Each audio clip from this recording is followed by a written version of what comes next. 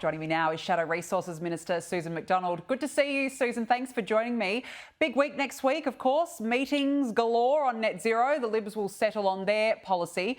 Can the coalition stay united under Susan Lee, do you think? Oh, I think absolutely. I think we are a group of people who are first and foremost committed to representing the people that we've come to Canberra to serve. And right across Australia, we are seeing a clear message from both households and businesses that Labor's plan isn't working, that their net zero approach is killing small business. It's certainly damaging minerals processing right across Australia. We've lost 7,000 jobs, mostly from mining areas. This is not going well, and we are all completely united in finding a better way to achieve an energy policy.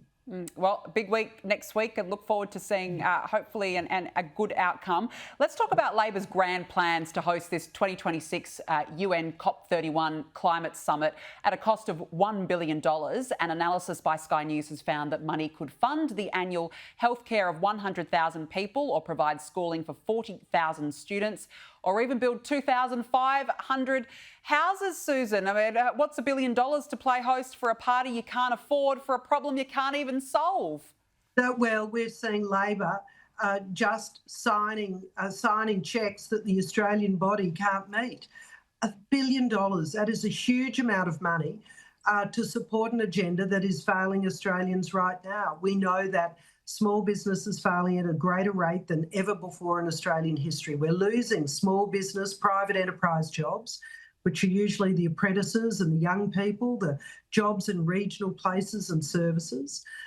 And this $1 billion could go so far to helping in, health commitments, school commitments. We could probably think of 1,000 things if we really put our minds to it, but none of them about an international climate conference that is not serving Australia in any way. There has to be a better way and a fairer way of approaching an energy plan, but Labor is doubling down, whether it be in COP31 or whether it be this crazy idea to reduce road speeds rather than fix roads, all with the goal of reducing emissions. This is the madness that's running the Australian Labor Party, and I'm sure that there are older Labor heads who are shaking their heads in shame and frustration at what's happening under this very left-wing Labor government. Absolutely. Now, look, power company AGL has claimed that renewables will cost 3 times as much as coal to generate the same amount of electricity. It's shown up in its annual report for the year. Susan, no wonder our bills keep going up. Well, this is the bit that it doesn't matter how many times Chris Bowen or Labor ministers say that renewable energy is the cheapest energy. It is not true, because you have to overbuild in order to have the reliable power that's available at every part of the day.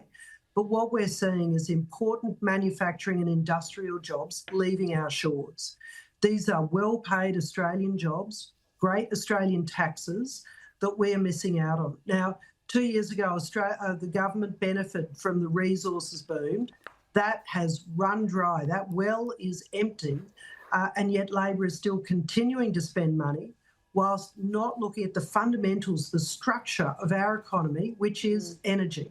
Yeah. Energy is the economy, and they are killing our ability to have industrial jobs, manufacturing jobs, metals processing jobs at the same time, Danica, that they've signed this critical minerals agreement with the US. It is madness. Yeah, and we're going broken backwards in the process, shutting up coal-fired power plants with no plan B to keep the lights on in this country. It's madness. Susan McDonald, nice to see you. Thanks very much for your time. Really appreciate it.